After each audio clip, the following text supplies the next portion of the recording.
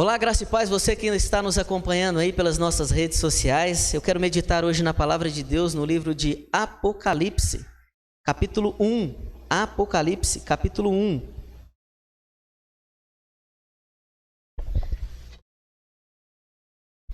Aleluia. Apocalipse, capítulo 1.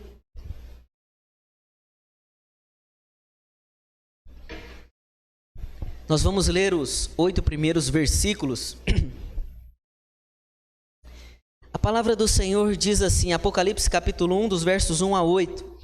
Revelação de Jesus Cristo, que Deus lhe deu para mostrar a seus servos as coisas que em breve devem acontecer. Ele enviou o seu anjo para anunciar a seu servo João, que atestou tudo quanto viu da palavra de Deus e do testemunho do Senhor Jesus Cristo. Bem-aventurados os que leem e também os que ouvem as palavras desta profecia e as guardam o que nelas está escrito, porque o tempo está próximo. Versículo de número 4. João, as 7 igrejas que estão na Ásia, graça a vós e paz da parte daquele que é, que era e que há de vir, da parte dos 7 espíritos que estão diante do seu trono, e da parte de Jesus Cristo, o primogênito dos mortos, e o príncipe dos reis da terra, que é a fiel testemunha, aquele que nos ama e nos libertou dos nossos pecados pelo seu sangue, e nos constituiu reino e sacerdote para Deus, seu Pai. A ele sejam glória e domínio pelos séculos dos séculos. Amém. Ele vem com as nuvens e todo o olho verá, até mesmo aqueles que o transpassaram, e todas as tribos da terra se lamentarão por causa dele. Sim, amém. Eu sou o Alfa e o Ômega, diz o Senhor Deus, aquele que é e que era e que há de vir, o Todo-Poderoso. Amém, meus irmãos? Queridos, o tema dessa mensagem de hoje é: em tempos de crise, a igreja está segura em Jesus. Em tempos de crise, a igreja está segura em Jesus. Irmãos queridos, o livro de Apocalipse, apesar de muitas pessoas acharem que este é um livro muito complexo, muito difícil, este é um livro prático.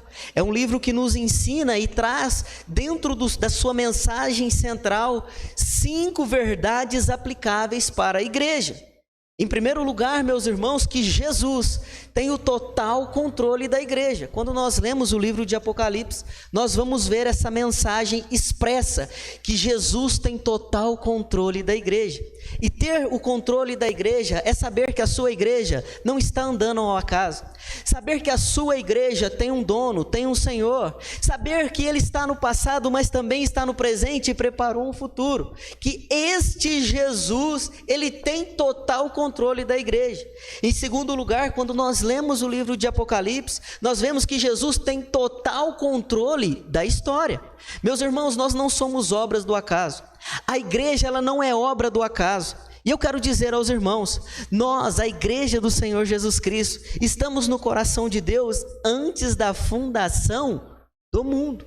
Ou seja, este Deus trabalha na história, por meio da história, e se revela na história. Quando nós lemos isso neste livro das revelações de Apocalipse, nós vemos Deus trabalhando na história. Em terceiro lugar, meus irmãos, o livro de Apocalipse vai nos apresentar que nenhuma perseguição, nada pode destruir a igreja. Hoje pela manhã, estudando aqui, na verdade nós fizemos a introdução da carta dos Tessalonicenses. Nós vimos a perseguição na vida de Paulo, como Paulo sofreu, como Paulo foi perseguido, mas em nenhum momento a igreja parou, o anúncio do evangelho parou. E este também é um dos temas do livro de Apocalipse. Meus irmãos, quando nós olhamos, nós vemos que nada, nenhuma força satânica, o mundo, as potestades podem destruir a igreja do Senhor Jesus. Mas o livro de Apocalipse, meu irmão, vai trazer uma grande revelação para nós, e eu quero que você segure o glória a Deus. Essa revelação, meus irmãos, é que todos os inimigos da igreja, todos, sem exceção, serão destruídos. Todos aqueles que combatem contra a igreja, todos aqueles que lutam contra a igreja, eles serão destruídos. o livro de Apocalipse, me desculpe porque eu estou com a carta de Tessalonicenses na minha mente, mas meus irmãos, o livro de Apocalipse vai trazer uma quinta verdade aplicável. Essa verdade, meus irmãos, é que todos nós, grandes e pequenos, branco ou preto, azul ou lilás, prestarão contas diante de Deus. O livro de Apocalipse vai dizer claramente isso para nós, que grandes e pequenos comparecerão diante deste Deus e prestarão contas diante do Alfa e do Ômega. Chegando lá, vai ter que prestar conta das suas atitudes, das suas ações, da sua comissão, da sua omissão. Para a igreja, meus irmãos, vai ser algo glorioso, e nós vamos ver isso neste texto, nessa noite. Mas para o ímpio, meus irmãos, ai, ai, ai, vai ser ranger de dentes. Mas, meus irmãos, após essas 5 verdades aplicáveis, quando o Apocalipse é escrito, ele tem um propósito. E esse propósito, meus irmãos, é confortar a igreja militante daquela época e também a nós. Por quê, meus irmãos? Este livro ele foi escrito quando a perseguição contra a igreja do Senhor era muito grande e muito feroz. Então, quando o anjo aparece a João, é para confortar esta igreja. Queridos, essa igreja enfrentou vários imperadores, a qual perseguiram a igreja. Os irmãos lembram de Nero, Domiciano, Trajano? Os irmãos lembram desses?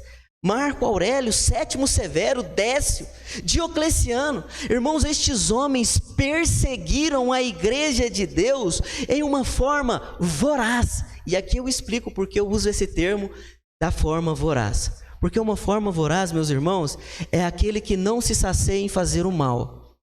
Estes homens, estes imperadores, eles não se saciavam em fazer o mal para a igreja. E é dentro deste contexto que a carta, o livro, melhor dizendo, de Apocalipse, é escrito para confortar os irmãos.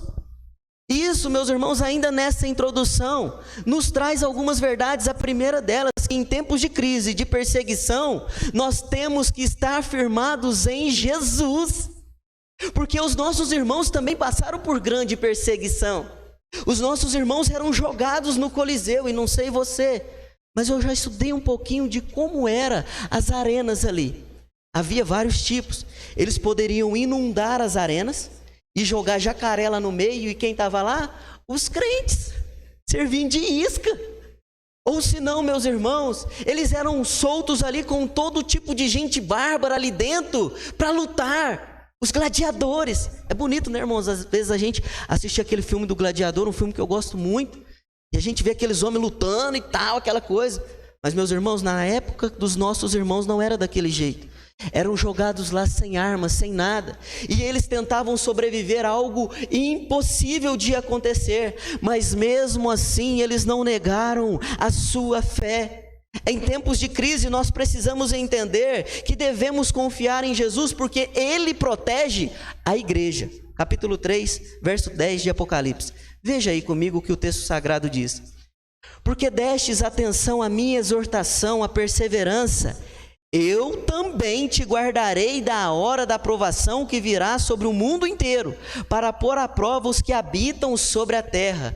É Deus protegendo a igreja. Jesus, quando ele está de frente com Pedro, ele vai dizer: olha, Pedro, tu és pedra, e sobre esta pedra eu edificarei a minha igreja, e as portas do inferno não prevalecerão. A igreja tem todo o poder, mesmo em face da morte, mesmo em face da perseguição. Nós temos que entender que Jesus Cristo está nos protegendo. Pastor, e por que você prega essa mensagem nessa noite? Porque em meios a dias caóticos, nós precisamos lembrar de quem está nos protegendo, de quem está nos guardando. Eu fiz uma brincadeira bem carinhosa com a minha esposa quando ela vacinou, e eu disse: você vai virar jacaré, vai virar Lacoste, né? Porque a gente não sabe o que é verdade, o que é mentira da vacina, do Coronavac, né, meus irmãos? Eu mesmo não gostaria que ela tomasse essa vacina, mas tomou, está aí bem firme e forte, crendo que Deus tem protegido a igreja. Os seus filhos, irmãos, se nós chegarmos a morrer pelo coronavírus, pelo Covid-19, nós encontraremos com o nosso Deus, porque Ele guardou a nossa vida da morte eterna. É motivo de glorificarmos, porque o ímpio não tem essa certeza, mas nós temos. Ele tem protegido esta igreja. Ele está ativo no meio da igreja e através da igreja, irmãos. Nós somos agentes vivos nessa terra. Explanava o texto hoje pela manhã dizendo para os irmãos queridos, nós não precisamos de nada mais do que a palavra. A palavra, ela tem todo o poder. A palavra, ela é fonte de vida, fonte de transformação. Nós não precisamos de invencionismo. Paulo, quando ele entra ali na sinagoga de Tessalônica, ele não usa nada mais do que a palavra. Ele prega a palavra, porque a palavra tem todo o poder. E nós, meus irmãos, precisamos aprender algumas verdades neste texto. Que Deus, meus irmãos, quer falar conosco, que mesmo em meio à crise, Jesus está conosco. Isto significa muito.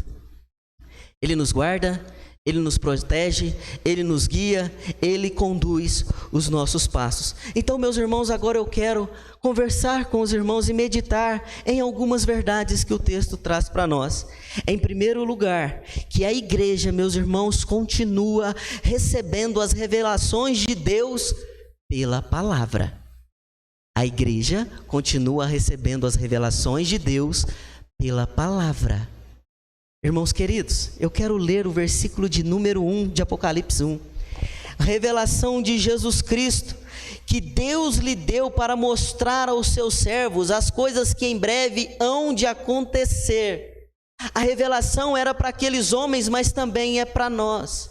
E a maior revelação, meus irmãos, que nós devemos nos apegar é a palavra.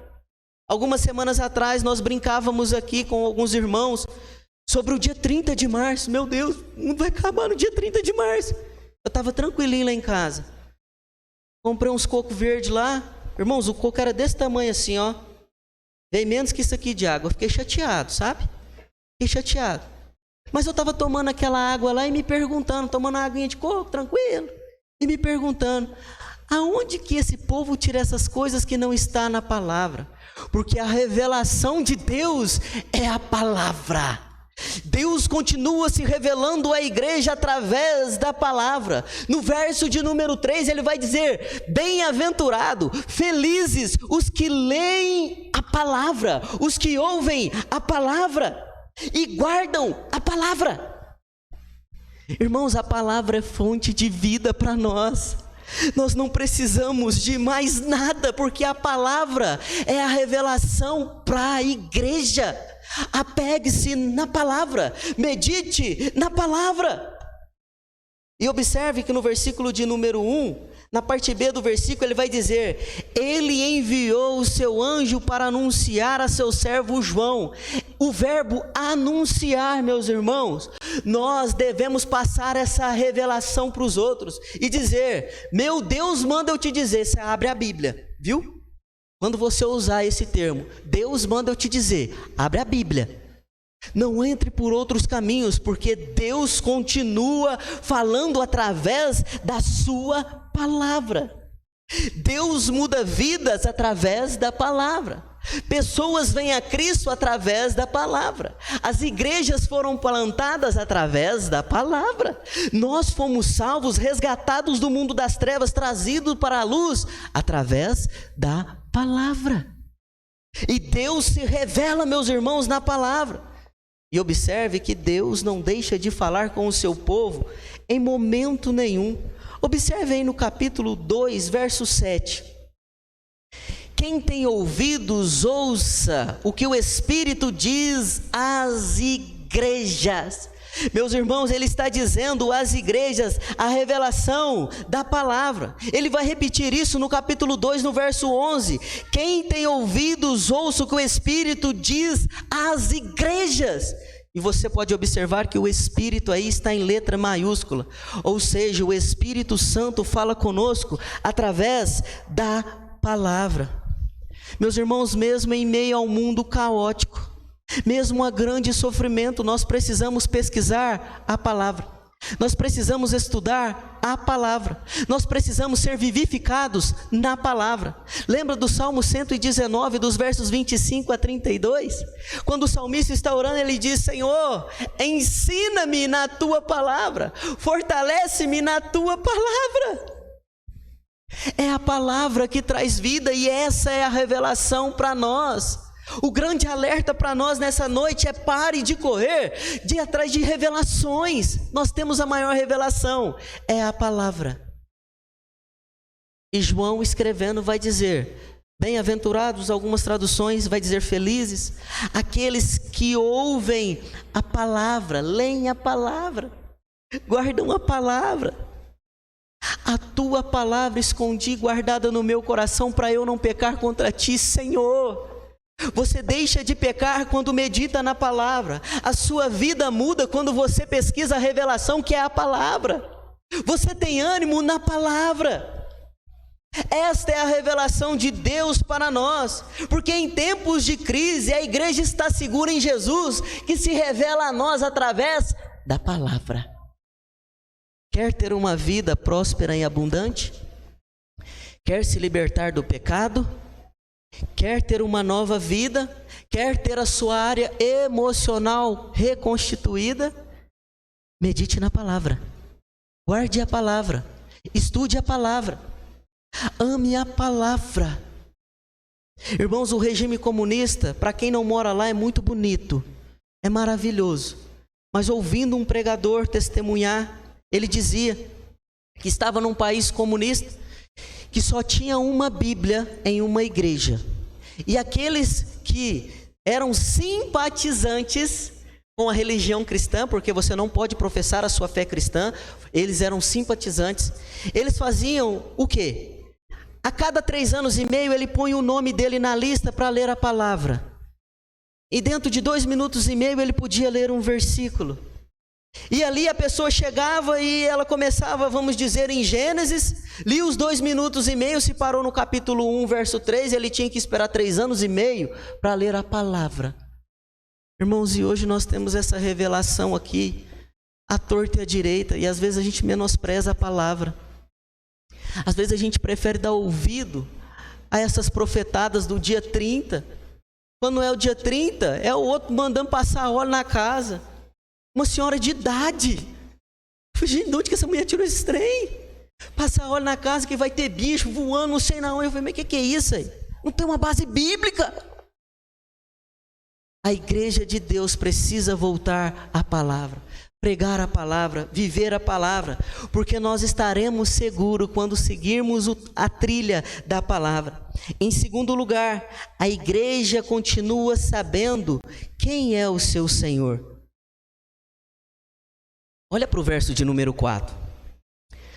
João, as 7 igrejas que estão na Ásia, graça a vós e paz da parte daquele que é, que era e que há de vir, da parte dos 7 espíritos que estão diante do seu trono. Ele está se revelando e mostrando que o dono da igreja é Jesus. E eu abro um parênteses e eu quero que você vá comigo lá para Isaías, capítulo 11, verso 2, para nós entendermos quem são esses 7 espíritos de Deus. Isaías, capítulo 11, versos 1 e 2. Olha, se você tem uma caneta aí, anota esse versículo ao lado de Apocalipse lá, e vamos ver quem são os 7 espíritos. Verso 1. Um ramo brotará do tronco de Jessé, e um renovo frutificará das suas raízes. O Espírito do Senhor repousará sobre ele, o Espírito de sabedoria e de entendimento, o Espírito de conselho e de fortalecimento, o Espírito de conhecimento e de temor do Senhor.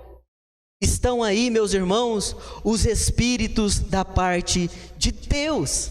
Anota isso na sua Bíblia, porque talvez você vai chegar aqui na sua casa, ler de novo esse texto, você vai se perguntar, aonde está essa questão dos 7 Espíritos de Deus? Está aqui em Isaías, capítulo 11, versos 1 e 2.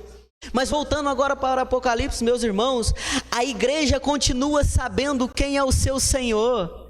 Irmãos, nós não somos órfãos, nós não somos deixados de lado, nós temos um dono, nós temos um Senhor, nós temos um Cristo que é vivo. Olha aqui que o texto vai dizer, que Ele era, que Ele é e que há de vir. É o Deus trabalhando através da história e na história. É o Deus que vem a essa terra, pega os nossos pecados, quita a nossa dívida. Este é o dono da igreja. Versículo de número 5, e da parte de Jesus Cristo, o primogênito dos mortos, o que ele está dizendo é o seguinte: olha, Jesus ressuscitou. Se ele ressuscitou, nós também ressuscitaremos. Aleluia! É esse Senhor que é o nosso dono. É este Senhor que é o dono da igreja. Meus irmãos, não ande em ansiedade, ociosidade. Não ande olhando para trás, porque você tem um Senhor que pega na sua mão direita, meus irmãos, e tem te sustentado. Isaías 41:10 nos diz isso. É o Senhor que sustenta a sua igreja, é o Senhor que protege a sua igreja. Ele é a fiel testemunha, Ele é o primogênito dos mortos, Ele é o príncipe dos reis da terra. Este é o seu Senhor, este é o seu Deus, aquele que te guarda, te protege. E observe, meus irmãos, volta para Apocalipse aí comigo, capítulo 1, vai dizer, meus irmãos, olha primeiro para o verso 10 e depois nós vamos dar um salto para o capítulo 2. No dia do Senhor eu me entreguei em espírito e ouvi atrás de mim uma forte voz como de trombeta. E aonde eles estavam? Capítulo 2, verso 1. Escreve ao anjo da igreja em Éfeso: assim diz aquele que tem as 7 estrelas na mão direita e anda no meio da igreja.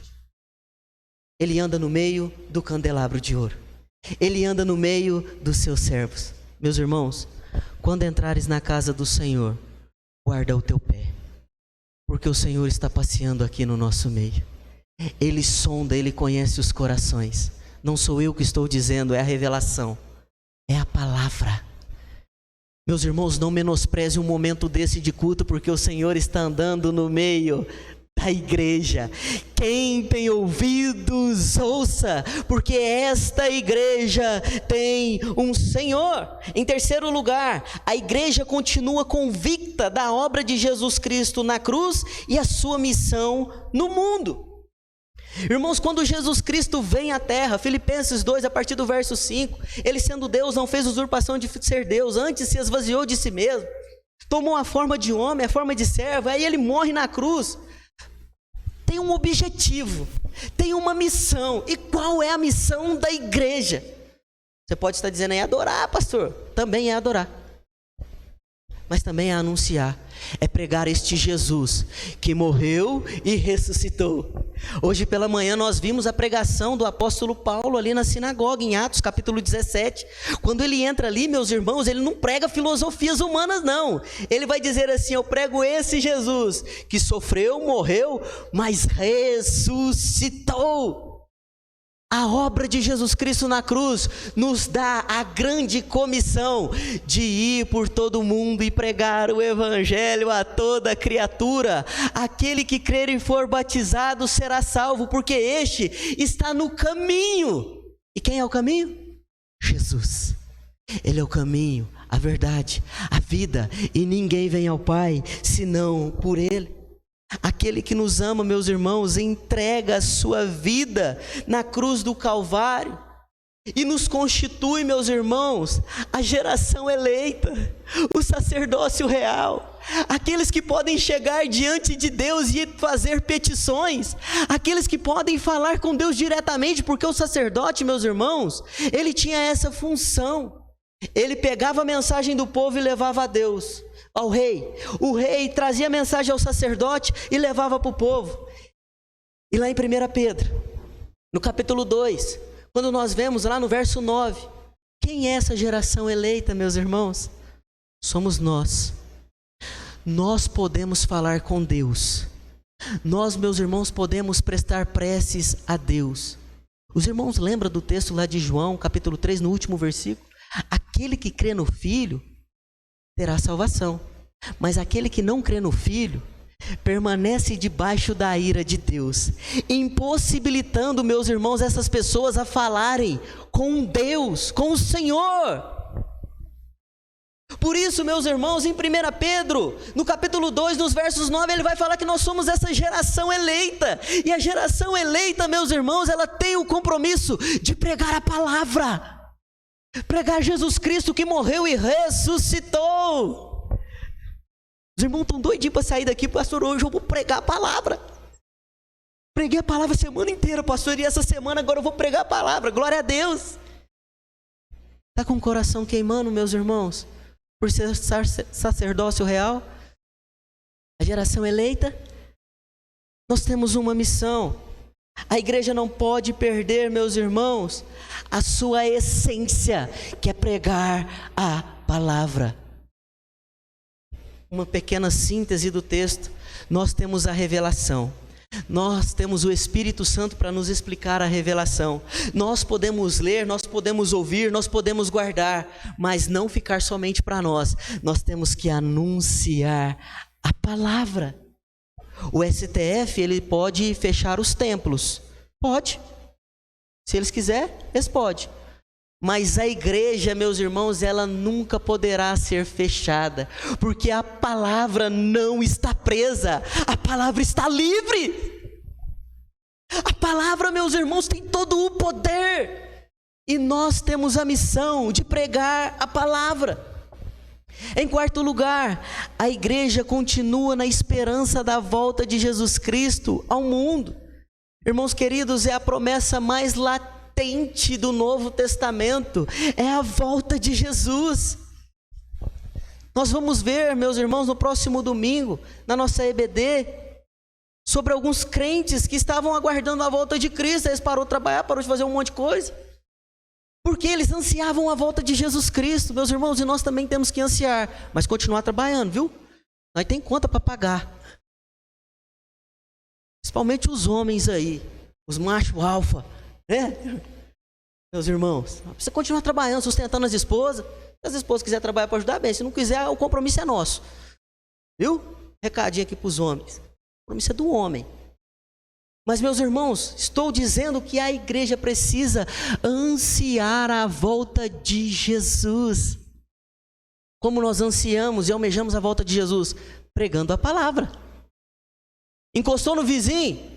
Seja inteligente, seja estrategista, faz aquela comunhão bacana, né? Principalmente o grupo dos homens aqui dessa igreja tem. As irmãs também, né? É porque eu gosto de puxar a sardinha pro lado dos homens, né? É meu time, então. Faz aquela comunhão e palavra. Anúncio, e você está dizendo com isso, sabe o que você está dizendo? Eu anseio a volta de Cristo, porque Ele vai voltar quando todos ouvirem sobre esse Jesus, sobre este amor. Queridos, e olha comigo aí para o verso 4, que ele vai dizer que é, que era e que há de vir. Eles anseiam a volta de Jesus. Ele vai dizer que para a igreja é graça e paz, mas para o mundo, meus irmãos, é lamentação total. Olha para o verso 7, ele vem com as nuvens e todo olho verá, e até mesmo que o transpassaram, e todas as tribos da terra se lamentarão por causa dele. Sabe por que se lamentarão? Porque não creram, porque não guardaram, porque não leram a palavra. Para a igreja, meus irmãos, vai ser só gozo. Vou estar lá naquela praça que esse livro vai falar, tomando um chocolatinho, aí vai passar o irmão Danilo e o irmão Erso. Tem um videogame ali celestial, bora lá? Bora. Irmão Davi, os irmãos aqui do louvor, ó, não chega atrasado para louvar o nosso Deus não, hein? E nós caminhando, patinando, outros flutuando na rua de ouro e cristal. Oh, glória! Essa matéria aqui nós vai poder comer de tudo, irmãos. Não vai mais estragar. Para a gente vai ser paz, vai ser alegria. Não é desculpa não, viu, aos homens aí que estão no meu time, de aumentar o templo do Espírito. 3 irmãs daqui eu vi cutucando os maridos. Não é desculpa. Mas, meus irmãos, naquele lugar vai ser só alegria. Vai ser um momento, meus irmãos, glorioso. Mas para tribos das terras eles se lamentarão. Verso 7. E todas as tribos se lamentarão. Enquanto a igreja de Jesus, meus irmãos, vai estar no gozo celestial, o mundo vai estar em perplexibilidade, vai estar em choro, gritando porque eu não acreditei, porque eu não ouvi. Mas como ouvirão se não há quem pregue? Ei, sacerdócio real, o compromisso é nosso. Eu quero ler um texto, meus irmãos, Lucas 21. Você que está com a sua Bíblia aí, acompanha a leitura. Lucas 21. Olha o que esse texto vai dizer. Lucas 21, dos versos 25 a 28. E haverá sinais no sol e na lua e nas estrelas, e sobre a terra haverá angústia para as nações, perplexas com o bramido do mar e das ondas. Olha o que vai acontecer com os homens naquele grande dia. Os homens desmaiarão de terror pela expectativa das coisas que acontecerão com o mundo, porque os poderes do céu serão abalados. Então verão o Filho do Homem vindo com poder e grande glória em nuvens. Quando essas coisas começarem a acontecer, exultai e levantai as vossas cabeças, porque a vossa redenção, para a igreja, viu, se aproxima. E eles contou uma parábola: olhai para a figueira e para todas as árvores, quando começarem a brotar, as observar, vós mesmo sabeis que o verão já está próximo. Ou seja, meus irmãos, nós estamos vendo os sinais que estão acontecendo. Nós estamos vendo as calamidades que estão acontecendo. Os sinais estão aí, meus irmãos. A igreja ela é protegida pelo Senhor. A igreja tem a revelação do Senhor. A igreja tem a proteção daquele que tem todo o poder, mas ela tem uma missão de pregar a palavra. Irmãos queridos, lá em Romanos, capítulo 14, verso 12, vai dizer que todos hão de prestar contas a Deus. E Ele vai requerer isso de você. Queira que mais pessoas, meus irmãos, estejam conosco naquele grande dia. Queira que mais pessoas estejam naquele gozo celestial. Não desista das pessoas. Ore, peça a Deus, clame a Deus por vidas. Não deixe de orar, não deixe de pregar. Prove o seu amor para com essas pessoas, orando, clamando por elas. A missão é nossa, sacerdócio real, é minha e sua. Nós temos a palavra do Senhor em nosso favor. Caminhando para o fim, meus irmãos, Gênesis começa com o jardim, algo que foi destruído pelo pecado do homem. Mas Apocalipse termina com a nova Jerusalém que está nos esperando os santos, os salvos, aqueles que morarão por toda a eternidade com o nosso Deus. João termina Apocalipse com uma igreja triunfante, meus irmãos. Ali cessaram as lutas, ali cessaram as dores, ali cessou tudo. Se hoje você está aqui chorando, se você está sentindo a dor do luto, se você está com algum problema, naquele grande dia, tudo há de cessar. Apocalipse capítulo 19. Os versos 5 vai dizer assim: e do trono saiu uma voz que dizia: louvai o nosso Deus, vós todos os seus servos, e vós que o temeis, tanto pequenos como grandes.